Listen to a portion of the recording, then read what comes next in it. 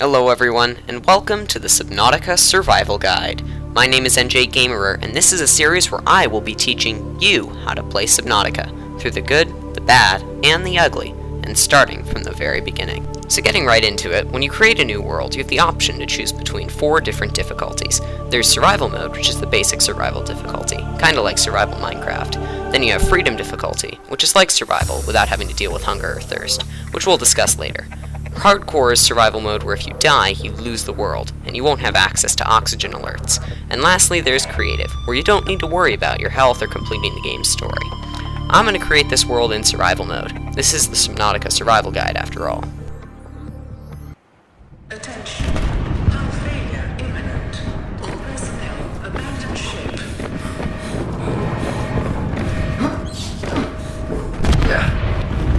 Launch in 3, 2, 1.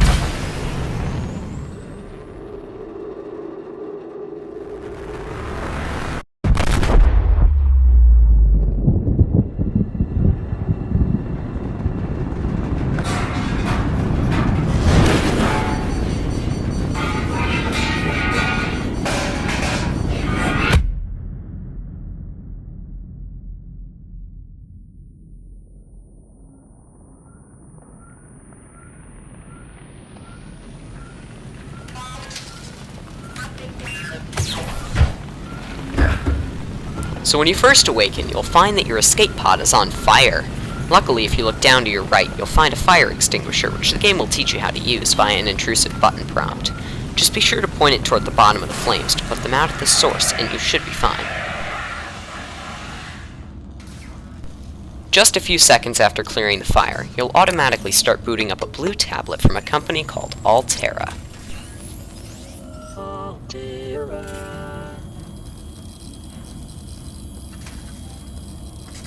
You have suffered minor head trauma. This is considered an optimal outcome.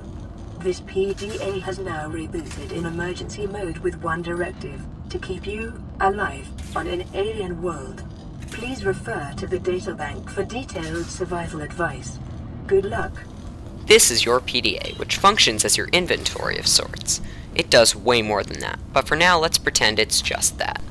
So if you have a keen eye, you'll notice that there's a small storage container in the ship, which can be looted to find 2 flares. They can be used as a temporary light source, and you'll also find some food and water.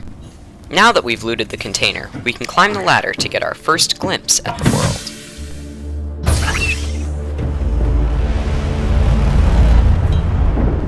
In case you didn't get the memo from the game's title, the world here is nothing but ocean.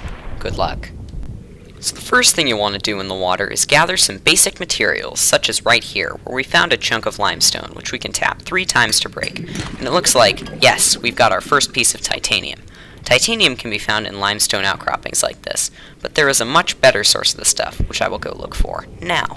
Here it is. We found our first bit of metal salvage, and it looks like I'm going to have to get some oxygen real quick. But anyhow, these small chunks of the Aurora can be broken down into 4 pieces of titanium each. In order to do that, we need to open up our pod's fabricator, which is kind of like the game's crafting table. To break down our metal salvage into titanium, we just have to hover our cursor over titanium and then select it. With our newfound titanium, we can craft an oxygen tank, which will allow us to stay underwater for a longer period of time. And just like that, we've unlocked our first blueprint for the high-capacity O2 tank. We don't need to craft that right now. If we enter the Fabricator's tool menu, we can see the first major item we need, the scanner. This can be crafted using a battery and a piece of titanium. In order to craft a battery, we're going to need some acid mushrooms and a piece of copper ore. Acid mushrooms are easy enough to find. They're these purple mushrooms sitting on the floors of the safe shallows. But copper ore is a bit trickier, dropping most commonly from a limestone outcrop. Now you'll notice I'm staying outside of the green-looking kelp area while looking for now. And that's not because there aren't limestone chunks in there. There definitely are.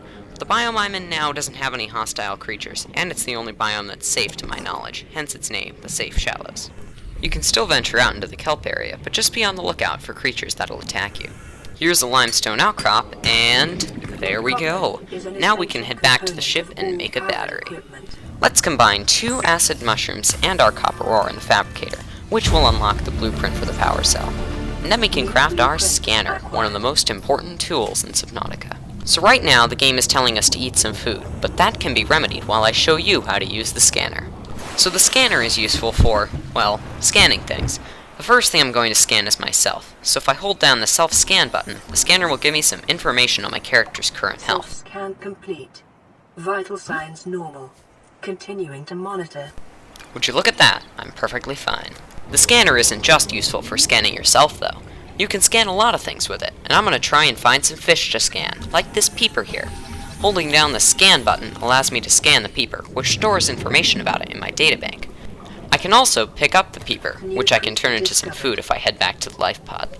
Raw peepers will increase your food by 12 points, but decrease your water by 7 points. For context, you have 100 food, water, and health points each before you die. Not exactly the most fulfilling meal, but what we can do is head over to our fabricator and click on sustenance, then food, and then we can cook the peeper, which will make it a little more nutritious. There we go, 32 food points and 5 water points. I'm gonna eat it now as I'm getting kinda hungry. While we're venturing off in search of other fish, let's talk about the nighttime. There are no additional hostile creatures that spawn at night as far as I'm aware. The only main difference between day and night is that it'll be very dark at night, which can be remedied with some tools we'll talk about later in this episode, or even just by staying in the safe shallows where you can easily see the bottom of the water. So don't be too worried about venturing out at night. You're perfectly fine. And just like that, we found a boomerang. Let me just scan him real quick and... oh, wait, where'd he go?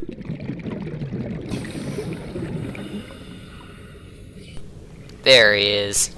Alright, boomerang scanned, and so right after I catch him, we can head back to the life pod, and I'll tell you what these have to offer. When raw, boomerangs give you 8 food points, but subtract 3 water points from your total. However, just like with the peeper, we can cook these up in the fabricator to get a much more appetizing snack. That's more like it, 21 food and 3 water points. Not as great as the peeper, but still a decent food source if you can't find anything better.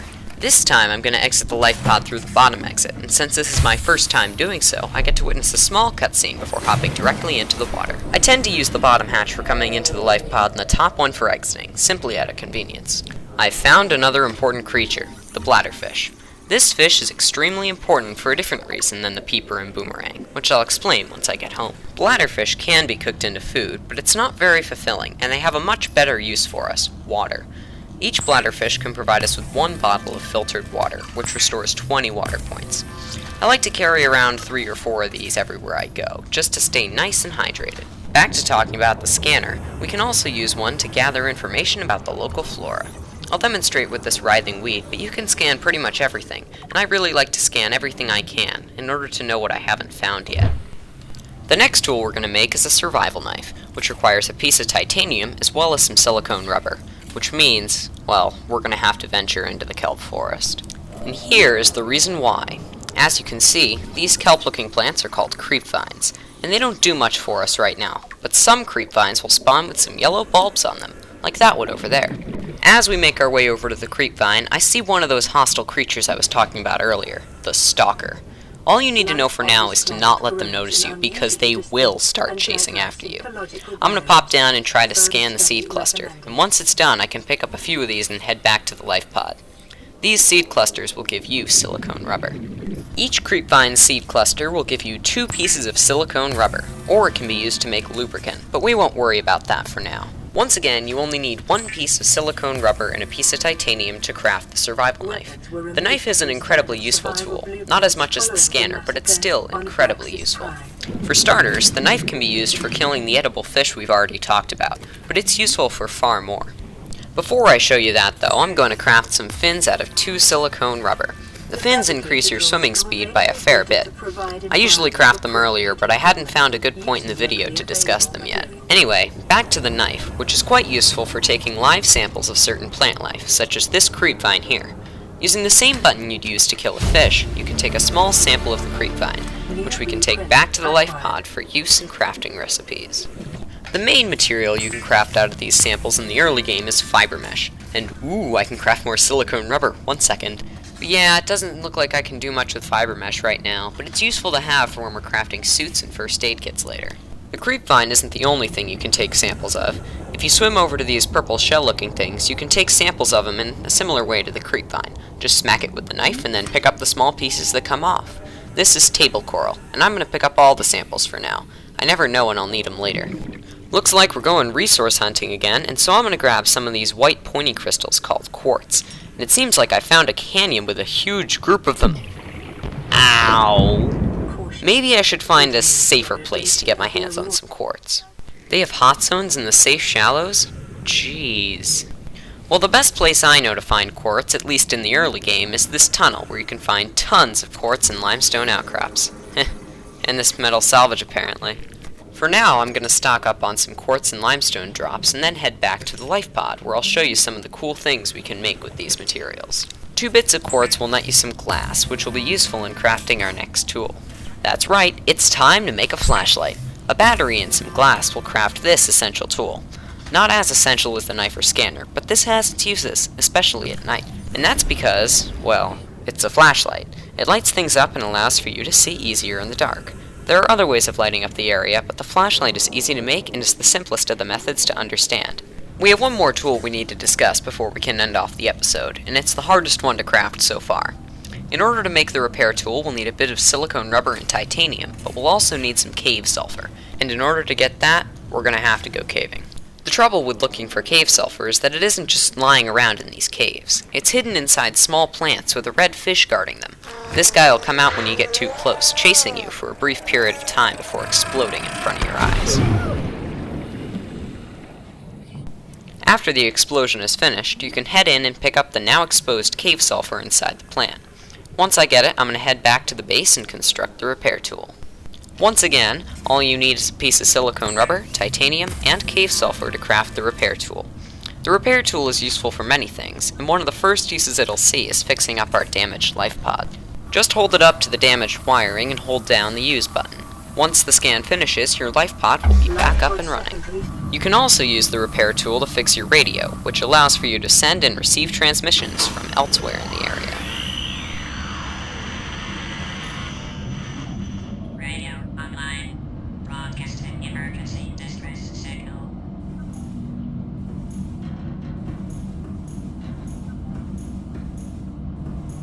As soon as we booted up the radio, we received a message. Let's see what it says. This is Aurora. Distress signal received. Rescue operation will be dispatched to your location in 9 hours. Continue to monitor for emergency transmissions from other life pods. Now that is a mighty long time to wait. There's one other thing in the life pod that I've neglected to mention, the medical kit fabricator. This device produces first aid kits every now and then, which can be used to heal your wounds, as I will demonstrate now. This game has a lot to offer, with us only being able to scratch the surface thus far. But I think that's all the time we have for today. If you enjoyed, please leave a like, subscribe to my channel, and check out some of my other videos. You won't regret it. With that, take care, and I'll see you in the next video. Bye for now.